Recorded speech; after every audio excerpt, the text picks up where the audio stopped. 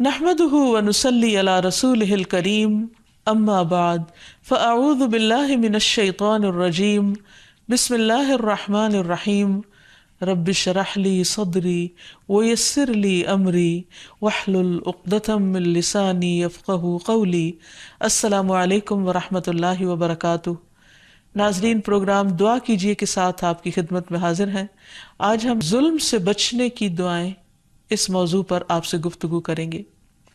اللہ سبحانہ و تعالیٰ اپنے بندوں کو پکار کے فرماتا ہے وَقَالَ رَبُّكُمُ ادْعُونِي أَسْتَجِبْ لَكُمْ، کہ اے میرے بندو تو مجھ سے دعا مانگو، مجھے پکارو، میں تمہاری دعا قبول کروں گا، میں تمہاری فریاد سنوں گا۔ اس لیے کوئی بھی شخص جو کسی بھی قسم کے ظلم کا شکار ہو رہا ہو، کہیں پر بھی ہو، کوئی مرد ہو یا عورت ہو یا کوئی بچہ ہو، اسے چاہیے کہ اپنے رب کو پکارے۔ رب کے دروازے دن اور رات کھلے رہتے ہیں، اور رب نہ سوتا ہے نہ اس کو اونگ آتی ہے، اور وہ ہر چیز پر پوری قدرت رکھتا ہے۔ وہ تمام ظالموں کو اپنے کنٹرول میں رکھے ہوئے ہے۔ اس لیے جب کوئی ظلم کرنے کا ارادہ کرے یا کر رہا ہو تو اس کے خلاف اللہ سبحانہ و تعالیٰ ہی سے مدد مانگی جائے، اور دعا کرنے کے آداب کو بھی نہ بھولے انسان، کہ انسان اللہ تعالیٰ کو پورے خشوع و خضوع کے ساتھ، تضرع عاجزی کے ساتھ، چپکے دل میں اور اونچی آواز کے ساتھ جیسے چاہے اپنے رب کو پکارے، لیکن اس میں ان آداب کا خیال رکھے جو نبی صلی اللہ علیہ وسلم نے سکھائے، تاکہ دعا کی قبولیت یقینی ہو جائے۔ اللہ تعالیٰ غافل دل کی دعا نہیں سنتا، لیکن مظلوم کی پکار اس میں اور اللہ سبحانہ وتعالیٰ میں کوئی حجاب نہیں، وہ فوراً سیدھی اوپر پہنچتی ہے۔ اس لیے مظلوم کو پورے یقین کے ساتھ دعا کرنی چاہیے اور اللہ تعالیٰ سے مدد مانگنی چاہیے، اور دعا کرنے سے پہلے اللہ تعالیٰ کی حمد و ثنا اور درود شریف پڑھنا چاہیے، اور اس کے بعد جو بھی دل میں غم ہے یا دکھ ہے یا پریشانی ہے اس کی داستان اللہ تعالیٰ کو سنانی چاہیے، اور اللہ تعالیٰ ضرور مدد کرے گا، اس بات پر پورا یقین ہونا چاہیے۔ جہاں تک ظلم کا تعلق ہے تو ظلم کیا ہے؟ ظلم کہتے ہیں کسی چیز کو اس کی جگہ سے ہٹا دینا، یعنی کسی بھی چیز کو اس کا حق نہ دینا اور وہ کسی اور کو دے دینا،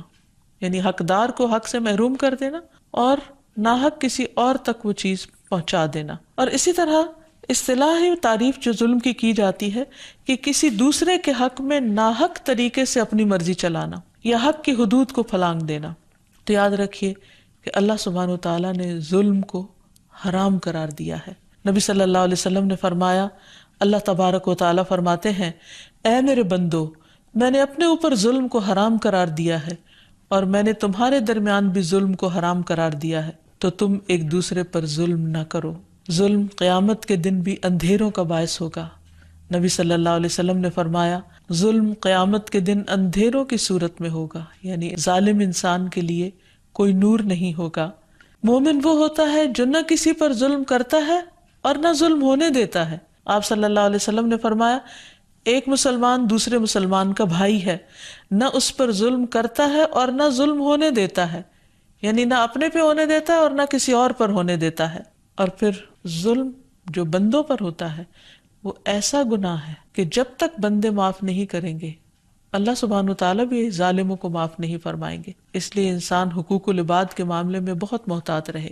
اور اسی طرح اللہ سبحانہ وتعالیٰ کا سب سے بڑا حق کہ اس کو ایک مانا جائے، اگر کوئی اس میں ڈنڈی مارتا ہے یعنی شرک کرتا ہے تو یہ ظلم بھی معاف نہیں کیا جائے گا۔ یعنی 3 طرح کے ظلم ہوتے ہیں، ایک اللہ کے حق میں جو اللہ تعالیٰ کی ذات کے بارے میں، دوسرا بندوں کے حق میں ان کی ذات کے بارے میں، اور تیسرا اللہ سبحانہ وتعالیٰ اور بندے کے درمیان بعض معاملات ہیں جن میں اگر بندے سے کوتاہی یا گناہ وغیرہ ہو جاتا ہے تو اللہ تعالیٰ جس کو چاہتے ہیں اس کو معاف کر دیتے ہیں۔ اس لیے انسان کو اس معاملے میں بہت محتاط ہونا چاہیے۔ اور ویسے بھی ظلم کا نقصان یہ ہوتا ہے، یعنی دنیاوی نقصان یہ ہوتا ہے کہ اللہ سبحانہ وتعالیٰ ایسے لوگوں کو ہدایت نہیں دیتا۔ ظالموں کے دل سخت ہو جاتے ہیں، ان کو بعض اوقات کوئی اچھی بات یا نصیحت اثر نہیں کرتی۔ پھر اسی طرح ہمیں یہ بات بھی پتہ چلتی ہے کہ اللہ تعالیٰ ظالموں سے محبت نہیں کرتے، واللہ لا يحب الظالمین۔ پھر ظالم فلاح نہیں پاتے، کبھی کامیاب نہیں ہو سکتے۔ وقتی طور پر ایسا لگتا ہے کہ وہ بہت طاقتور ہیں، لیکن الٹیمیٹلی ان کا انجام اچھا نہیں ہوتا۔ فرمایا انہ لا یفلح الظالمون، بات یہ ہے کہ ظالم یقینی طور پر فلاح نہیں پاتے، کامیاب نہیں ہو سکتے، اور پھر ظالموں سے اللہ تعالیٰ نے مدد کا بھی کوئی وعدہ نہیں کر رکھا، فرمایا لا ینال عہد الظالمین۔ پھر ایسا کیوں ہوتا ہے کہ دنیا میں بعض اوقات کچھ لوگ جو پاورفل ہوتے ہیں وہ کمزوروں پر ظلم کرتے رہتے ہیں اور ایک طویل عرصے تک کرتے چلے جاتے ہیں؟ جیسے فرعون کے بارے میں ہم پڑھتے ہیں قرآن مجید میں کہ وہ سالوں تک بنی اسرائیل پر ظلم ڈھاتا رہا۔ تو اس بارے میں ہمیں حدیث سے یہ رہنمائی ملتی ہے کہ اللہ سبحانہ وتعالیٰ ظالم کو مہلت دیتا ہے، اس کی رسی دراز کرتا ہے، اور پھر جب اچانک پکڑتا ہے تو اس کو چھوڑتا نہیں، اس کو ختم کر کے رکھ دیتا ہے، جیسے ہم دیکھتے ہیں فرعون کے واقعے میں کہ اللہ تعالیٰ نے اس کو پھر دنیا کے لیے نمونہ عبرت بنا کے رکھ دیا، اور آخر میں جب وہ ڈوب رہا تھا تو وہ اللہ تعالیٰ کو پکار رہا تھا اور اسلام بھی قبول کر لیا اس نے، لیکن اس کا یہ پکارنا اس کو فائدہ نہ دیا اور نہ ہی اس کا اسلام قابل قبول تھا۔ اور یہ بھی انسان یاد رکھے کہ نہ صرف یہ کہ دنیا میں بلکہ آخرت میں ظالم کا انجام بہت برا ہوگا۔ قرآن مجید میں اللہ تعالیٰ فرماتے ہیں وَقَدْ خَابَ مَنْ حَمَلَ ظُلْمًا، اور جس نے ظلم کا بوجھ اٹھایا وہ نامراد ہوا۔ اور اس میں ضروری نہیں کہ کوئی بہت بڑے بڑے ظلم ہو تو تبھی انسان کی پکڑ ہوگی، بعض اوقات چھوٹی سی چیز پر بھی اللہ سبحانہ وتعالیٰ بندوں کو پکڑیں گے جو ظلم میں شامل ہوتا ہے۔ مثلا نبی صلی اللہ علیہ وسلم نے فرمایا جو شخص ناحق زمین کا کوئی حصہ ایک بالش کے برابر بھی ہتھیا لیتا ہے، یعنی ظلم اور جبر کے ساتھ کسی سے چھین لیتا ہے، اللہ عز و جل اس شخص کو قیامت کے دن اس بات پر مجبور کریں گے کہ وہ اسے 7ویں زمین تک کھودے، پھر وہ قیامت کے دن تک اس کے گلے میں طوق بنا کر ڈال دیا جائے گا یہاں تک کہ لوگوں کے درمیان فیصلہ ہو جائے۔ اب ایک بالش زمین دنیا میں انسان کے کس کام کی، لیکن اس کی سزا کتنی بڑی ہے اگر کوئی انسان کسی کا حق مارتا ہے۔ اور اس میں خصوصاً یاد رکھنا چاہیے کہ جب لوگ وارثوں کو ان کے حق سے محروم کر دیتے ہیں اور یتیم بچوں کی جائیداد اور پراپرٹی پر ناجائز قبضہ کر لیتے ہیں تو یہ کوئی معمولی بات نہیں ہے، بہت بڑا کبیرہ گناہ ہے، اور آخرت میں اس پر بہت بڑی سزا سنائی گئی ہے۔ پھر اسی طرح یہ ہے کہ ظلم کے نتیجے میں انسان کی نیکیاں بھی کام نہیں آئیں گی، یعنی باقی نماز روزہ جو ہے وہ بھی وہاں فائدہ نہیں دے گا۔ رسول اللہ صلی اللہ علیہ وسلم نے فرمایا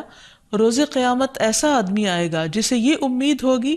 کہ وہ اپنی نیکیوں کے بلبوتے پر نجات پا جائے گا، اس نے جن پر ظلم کیا ہوگا وہ آ کر اس کی نیکیاں لیتے رہیں گے حتیٰ کہ اس کی نیکیاں ختم ہو جائیں گی، پھر ایک اور مظلوم آ جائے گا تو اس کی اب حسنات یا نیکیاں ختم ہو چکی ہوں گی، یعنی ظالم کی، لہٰذا مظلوم کی برائیاں اس کے کھاتے میں ڈال دی جائیں گی۔ اور اللہ سبحانہ تعالیٰ نے بار بار قرآن مجید میں وارننگ دی ہے کہ ظالموں کا انجام اچھا نہیں ہوگا۔ ایک جگہ پر آتا ہے ان الظالمین لہم عذاب علیم، ظالموں کے لیے یقیناً دردناک عذاب ہے۔ ایک دوسری جگہ پر آتا ہے لہم من جہنم مہاد ومن فوقہم غواش وکذالک نجزی الظالمین،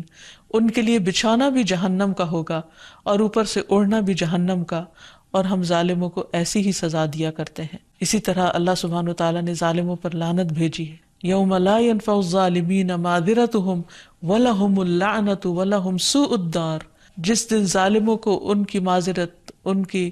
اپالوجیز کچھ فائدہ نہ دیں گی اور ان کے لیے لعنت ہے اور برا گھر ہے۔ اب یہاں یہ بھی یاد رہے کہ ظلم میں کیا کیا چیزیں شامل ہوتی ہیں۔ سب سے پہلے یہ ہے کہ شرک سب سے بڑا ظلم ہے، جسے کہ قرآن مجید میں آتا ہے کہ لقمان علیہ السلام نے اپنے بیٹے کو نصیحت کی تھی کہ یا بنی لا تشرک باللہ ان الشرک لظلم عظیم، اے بیٹے اللہ کے ساتھ کسی کو شریک نہ کر، کیونکہ شرک بہت بڑا ظلم ہے، ظلم عظیم ہے، یعنی سب سے بڑا ظلم اللہ سبحانہ تعالیٰ کے ساتھ کسی اور کو الہ قرار دینا ہے۔ پھر اسی طرح اللہ سبحانہ تعالیٰ کے علاوہ دوسروں سے مانگنا بھی ظلم ہے، یعنی کسی اور کے در پہ جانا، اس سے فریادیں کرنا یا اس کے آگے ہاتھ پھیلانا اور یہ سمجھنا کہ وہ فائدہ دے گا، تو یہ بھی بہت بڑا ظلم ہے۔ اللہ تعالیٰ فرماتے ہیں وَلَا تَدْعُ مِن دُونِ اللَّهِ مَا لَا يَنفَعُكَ وَلَا يَضُرُّكَ فَإِن فَعَلْتَ فَإِنَّكَ إِذًا مِّنَ الظَّالِمِينَ، اور اللہ کے سوا کسی کو مت پکارو جو نہ تمہیں کچھ فائدہ پہنچا سکتا ہے اور نہ نقصان، اگر تم ایسا کرو گے تو تب یقیناً ظالموں میں سے ہو جاؤ گے۔ پھر اسی طرح نبی صلی اللہ علیہ وسلم کے طریقے سے آگے بڑھنا، یعنی آپ کی بات کی پرواہ نہ کرنا اور اپنی عقل یا اپنے مرضی کو اس پر مقدم رکھنا۔ پھر قطع رحمی کرنا، یعنی رشتہ داروں کے ساتھ ظلم اور زیادتی کرنا، ان کا حق نہ دینا۔ پھر 2 یا زیادہ بیویوں میں انصاف نہ کرنا، کیونکہ قیامت کے دن ایسا شخص اس حال میں آئے گا کہ جس کا ایک پہلو ایک طرف کو جھکا ہوا ہوگا۔ پھر اسی طرح بچوں میں عدل نہ کرنا، کسی بچے کو زیادہ فیور دینا اور دوسرے کو محروم کر دینا۔ پھر اسی طرح یہ چیز بھی ظلم میں آتی ہے کہ انسان کسی سے کام کروا لے اور اس کو اس کی اجرت نہ دے، مثلا کسی سرونٹ کو رکھے اور اس سے سارا کام کروا اور مہینے کے آخر میں اس کو تنخواہ دیے بغیر نکال دے، انتہا درجے کا ظلم ہے، اور قیامت کے دن اس پر سخت پکڑ ہوگی۔ اس لیے انسان کو اس معاملے میں بہت محتاط رہنے کی ضرورت ہے۔ پھر اسی طرح ظلماً کسی کا مال ہتھیا لینا، یتیموں کا، مسکینوں کا، کمزور لوگوں کا۔ پھر اسی طرح جانوروں پر ظلم ڈھانا، یعنی بے زبان جانوروں کو مارنا یا ان کو کھانا نہ دینا، یا ان سے ضرورت سے زیادہ کام لینا، ان کے اوپر ضرورت سے زیادہ بوجھ لادنا کہ جس کو وہ اٹھا نہ سکتے ہوں، کیونکہ وہ اپنی تکلیف کو خود بول کے نہیں بتا سکتے۔ بعضوں کا دیکھنے میں آیا ہے کہ گدھے یا خچر وغیرہ پر اتنا سامان لاد دیا جاتا ہے، یا اونٹ پر اتنا سامان لاد دیا جاتا ہے کہ ان کی ہڈیاں چرچرانے لگتی ہیں اور وہ چلنے سے عاجز آ جاتے ہیں، تو یہ بھی ظلم ہی کی ایک قسم ہے۔ اسی طرح گھریلو پالتو جانور جو ہوتے ہیں ان کا خیال نہ رکھنا۔ ایک عورت جس نے ایک بلی رکھی ہوئی تھی، اس کو اس نے باندھ دیا اور اس کو کھانا پینا نہیں دیا اور اس میں وہ بھوکی مر گئی، تو اس کی وجہ سے اس کے لیے عذاب کی بشارت دی گئی، کیونکہ اس نے ایک جانور کے ساتھ ظلم کیا۔ پھر اسی طرح یہ ہے کہ چھوٹے چھوٹے معاملات میں بھی ظلم ہوتا ہے، جیسے کسی کو اس کی جگہ پر نہ بیٹھنے دینا، اس کو اس کا ڈیو حق نہ دینا، رسپیکٹ نہ دینا، مقام نہ دینا، یا کسی کو کسی جگہ سے اٹھا کر خود اس پر بیٹھ جانا، چاہے وہ تھوڑی دیر کے لیے ہی ہو، لیکن یہ بھی زیادتی۔ اسی طرح راستوں میں بیٹھ کر لوگوں کی راہیں بلاک کر دینا، یا گاڑیاں ایسی جگہ پر پارک کر دینا کہ جس سے لوگوں کو تکلیف پہنچے، اور یا کسی کی پارکنگ میں اپنی گاڑی کھڑی کر دے، کیونکہ یہ راستے کے حق کے خلاف ہے کہ انسان کسی کے لیے اذیت کا باعث بنے۔ انسان خواہ نیکی کے کتنے بھی بڑے کام کے لیے نکلے، لیکن اگر وہ لوگوں کے لیے اذیت اور مصیبت کا سبب بنتا ہے تو یہ بھی ظلم میں شمار ہوتا ہے۔ حضرت انس سے روایت ہے کہ ہم نے اللہ کے نبی صلی اللہ علیہ وسلم کے ساتھ فلاں فلاں جہاد کیا، پس لوگوں نے اترنے کی جگہ کو تنگ کیا اور راستے روک دیے، یعنی چلنے کے لیے کوئی جگہ نہ چھوڑی، تو اللہ کے نبی صلی اللہ علیہ وسلم نے ایک اعلان کرنے والے کو بھیجا کہ وہ لوگوں میں اعلان کر دے کہ جس نے جائے قیام کو تنگ کیا اور راستہ بند کیا اس کا جہاد نہیں ہوگا، یعنی اس کی ساری نیکیاں برباد ہو جائیں گی جو لوگوں کے لیے اذیت کا باعث بنے گا۔ پھر اسی طرح اگر انسان مل کے کھانا کھا رہا ہے تو وہ دوسروں کا بھی حق کھا جائے، یہ بھی ظلم میں آتا ہے۔ ظلم کی یہ چند قسمیں آپ کے سامنے بیان کی گئی ہیں جن سے بچنا نہایت ضروری ہے۔ اس کے علاوہ بھی بہت ساری چیزیں ہو سکتی ہیں جن پر ہو سکتا ہے کہ آپ کو کوئی مفتی فتویٰ دینے والا نہ ہو، لیکن مومن وہ ہوتا ہے کہ جس کا ضمیر زندہ ہوتا ہے، جس کے اندر سے آواز آتی ہے اور وہ اپنی اس آواز کو سنتا ہے کہ کہاں وہ کس کے ساتھ زیادتی کر رہا ہے اور کہاں کس کا حق مار رہا ہے، تو ایسی چیزوں سے پرہیز کرنے کی ضرورت ہے۔ اب یہ ہے کہ جس کے ساتھ ظلم ہو رہا ہو، بعض اوقات وہ کمزور ہوتا ہے، اسی لیے اس کے اوپر ظلم کیا جا رہا ہوتا ہے، تو اس کو مدد کے لیے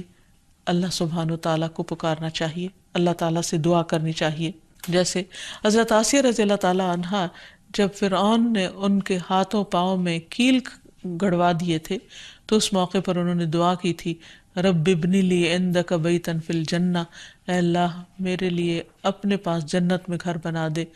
تو حدیث میں آتا ہے کہ اللہ تعالیٰ نے جنت میں ان کے گھر سے پردہ ہٹا کر انہیں دکھا دیا کہ آج تم صبر کر رہی ہو تو کل تمہیں یہاں بہترین ٹھکانہ ملے گا۔ پھر یہ کہ انسان کو اس بات پر پورا یقین ہونا چاہیے کہ اللہ سبحانہ وتعالیٰ مظلوم کی پکار سنتا ہے اور ضرور سنتا ہے۔ حدیث میں آتا ہے، نبی صلی اللہ علیہ وسلم نے فرمایا،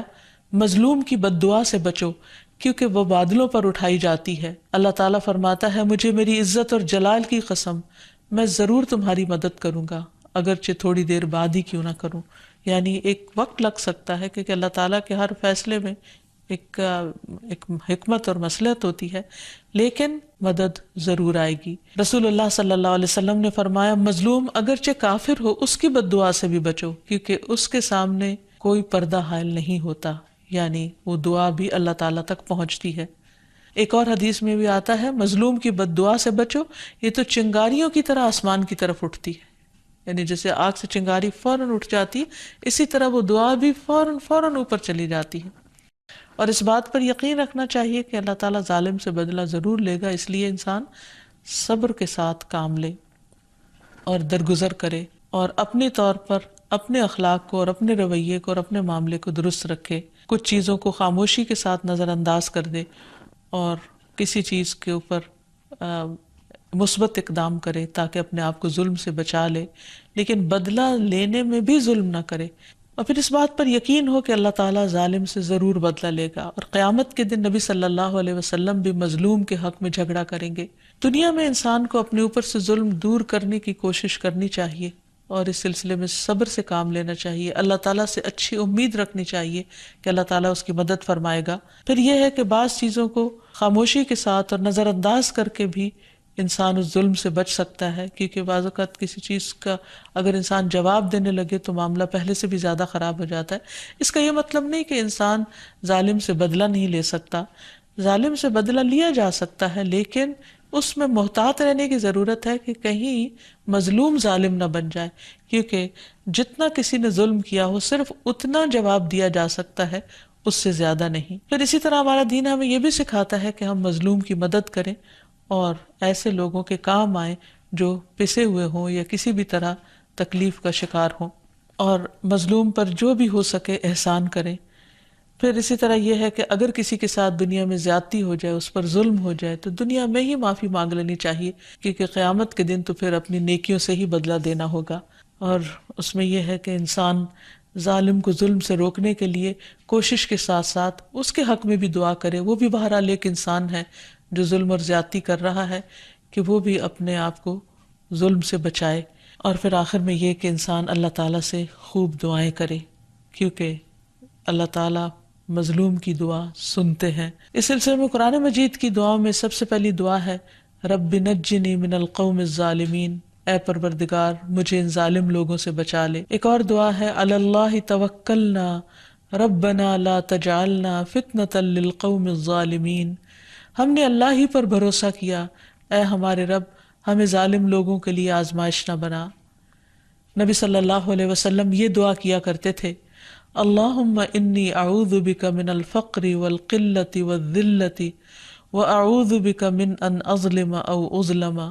اے اللہ میں فقر و فاقہ، قلت اور ذلت سے تیری پناہ میں آتا ہوں، اور اس بات سے تیری پناہ میں آتا ہوں کہ میں کسی پر ظلم کروں یا مجھ پر کوئی ظلم کرے۔ پھر اسی طرح فسادی لوگوں سے بچنے کی دعا رب انصرنی علی القوم المفسدین۔ پھر اسی طرح ظالم کے خلاف اللہ کی مدد پانے کی دعا، رسول اللہ صلی اللہ علیہ وسلم کہا کرتے تھے اللہم اصلح لی سمعی و بصری واجعلہم الوارثین منی وانصرنی علی من ظلمنی وارنی منہ ثأری، اے اللہ میری سماعت اور بصارت کو میرے لیے بہتر بنا دے اور انہیں میری موت تک باقی رکھ، جو مجھ پر ظلم کرے اس کے خلاف میری امداد فرما اور مجھ کو اس سے انتقام لے کر دکھا۔ پھر ظالموں کے شر سے بچنے کی دعا، ابن عباس سے روایت ہے انہوں نے کہا کہ جب تم کسی ظالم سلطان کے پاس آؤ اور تمہیں یہ خوف ہو کہ وہ تم پر غالب آ جائے گا تو یہ دعا 3 مرتبہ پڑھو، اللہ اکبر، اللہ اعز من خلقہ جمیعا، اللہ اعز مما اخاف واحذر، اعوذ باللہ الذی لا الہ الا ہو الممسک السماوات السبع ان یقعن علی الارض الا باذنہ من شر عبدک فلان وجنودہ واتباعہ واشیاعہ من الجن والانس، اللہم کن لی جارا من شرہم جل ثناؤک وعز جارک وتبارک اسمک ولا الہ غیرک۔ اللہ سب سے بڑا ہے، اللہ اپنی تمام مخلوق پر سب سے زیادہ غالب ہے، اللہ ان چیزوں سے کہیں زیادہ طاقت والا ہے جن سے میں خوف کھاتا اور ڈرتا ہوں، اور میں اللہ کی پناہ میں آتا ہوں جس کے سوا کوئی معبود نہیں، 7 آسمانوں کو تھامنے والا کہ وہ زمین پر نہ گر جائیں مگر اس کی اجازت سے، تیرے فلاں بندے کے شر سے اور اس کے لشکروں اور اس کے پیروکاروں اور جنوں اور انسانوں میں سے اس کے ساتھیوں کے شر سے بھی، اے اللہ ان کے شر سے میرے لیے پشت پناہ بن جا۔ تیری تعریف بڑی شان والی ہے اور تیری پناہ بہت مضبوط ہے، تیرا نام بابرکت ہے اور تیرے سوا کوئی معبود نہیں۔ اور آخر میں یہ کہ انسان اپنے گناہوں کی معافی بھی مانگتا رہے، کیونکہ ظالم کوئی دوسرا نہیں، ہم خود بھی ہو سکتے ہیں۔ اور اس سلسلے میں آیت کریمہ کا ورد جہاں انسان کو محسوس ہو کہ انسان نے دوسرے کے ساتھ کوئی ناحق زیادتی کر دی ہے، اور وہ ہے لا الہ الا انت سبحانک انی کنت من الظالمین۔ اسی طرح وہ دعا جو آدم علیہ السلام اور حوا علیہ السلام نے پڑھی تھی، ربنا ظلمنا انفسنا وان لم تغفر لنا وترحمنا لنکونن من الخاسرین۔ اے ہمارے رب، ہم نے اپنی جانوں پر ظلم کیا، اور اگر تو نے ہمیں نہ بخشا اور ہم پر رحم نہ کیا تو ہم ضرور خسارہ پانے والوں میں سے ہو جائیں گے۔ پھر اسی طرح ابو ہریرہ فرماتے ہیں کہ سب سے زیادہ مکمل دعا یہ ہے کہ آدمی یوں کہے، اللہم انت ربی وانا عبدک ظلمت نفسی واعترفت بذنبی یا رب فاغفر لی ذنبی انک انت ربی انہ لا یغفر الذنب الا انت۔ اے اللہ، تو میرا رب اور میں تیرا بندہ ہوں، میں نے اپنی جان پر ظلم کیا، مجھے اپنے گناہوں کا اعتراف ہے۔ اے میرے رب، میرے گناہوں کو معاف فرما، تو ہی میرا رب ہے اور تیرے علاوہ کوئی بھی گناہوں کو معاف نہیں کر سکتا۔ ابو بکر صدیق رضی اللہ عنہ کہتے ہیں کہ انہوں نے رسول اللہ صلی اللہ علیہ وسلم سے کہا کہ مجھے کوئی ایسی دعا سکھا دے جو میں اپنی نماز میں مانگا کروں۔ آپ صلی اللہ علیہ وسلم نے فرمایا، کہو اللہم انی ظلمت نفسی ظلما کثیرا ولا یغفر الذنوب الا انت فاغفر لی مغفرۃ من عندک وارحمنی انک انت الغفور الرحیم۔ اے اللہ، میں نے اپنی جان پر گناہ کر کے بہت ظلم کیے اور تیرے علاوہ کوئی بھی گناہوں کو معاف نہیں کر سکتا، اس لیے اپنے پاس سے میرے گناہوں کو معاف فرما اور مجھ پر رحم فرما، بے شک تو بڑا بخشنے والا نہایت مہربان ہے۔ وآخر دعوانا ان الحمد للہ رب العالمین۔ السلام علیکم ورحمۃ اللہ وبرکاتہ۔